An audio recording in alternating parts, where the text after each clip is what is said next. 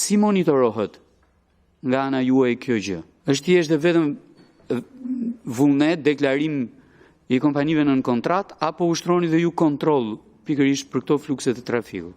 Dhe në vijim të kësaj, kam një shqetësim që vjeni përsëritur për pagesën në rrugën Rrëshen Kalimash, Kukës, Morin e tjerë.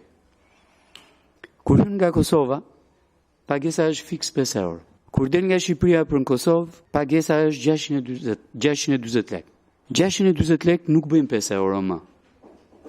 Bëjnë 6,4 euro me kursin e monedhës. Ndërkohë që ndodhe edhe një çudi shumë e madhe, që po të duash të paguash në euro, se praktikisht i bie më lirë, të kthejnë kusur në lek dhe llogarinë ta bëjnë po prapë në lek.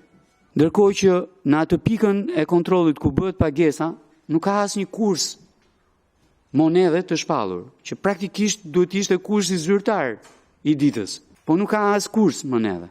Tani këto 1,5, 1,4 euro, po t'i sillesh në vëmendje atij fluksit të verës, bëjnë shumë para.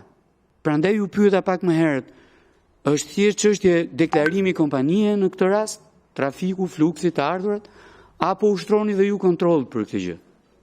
Se praktikisht i bie të jetë e pandershme kjo gjë nga ana e operatorit që operon rrugën. Faleminderit shumë për këtë pikë dhe për sa i përket çështjes së monitorimit, kontratat patjetër që janë monitorim të dyja.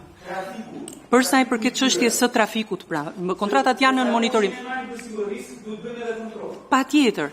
Ka një mekanizëm të kontrollit të kontratave koncesionare të nderuar. Domethënë e cila ndërkohë kontrollon gjithë performancën e kontratës në kuptimin e gjithë parametrave dhe modelit financiar të secilit prej tyre deri më tani, dhe sidomos në lidhje me çështjen e tarifave që ju përmendët, ne mendojmë se duhet ta marrim këtë si një detyrë për ta kuptuar gjendjen aktuale që ju raportoni, në mënyrë që të kemi mundësi të kuptojmë kush e pra cili është ai parametër i pandershmërisë, se ju përmendët një fjalë shumë të rëndësishme, pa pagesa. Po.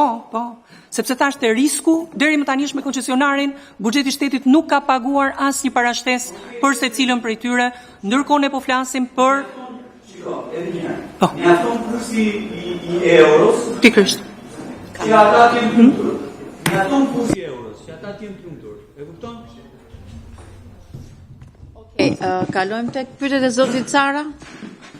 Faleminderit zotëre.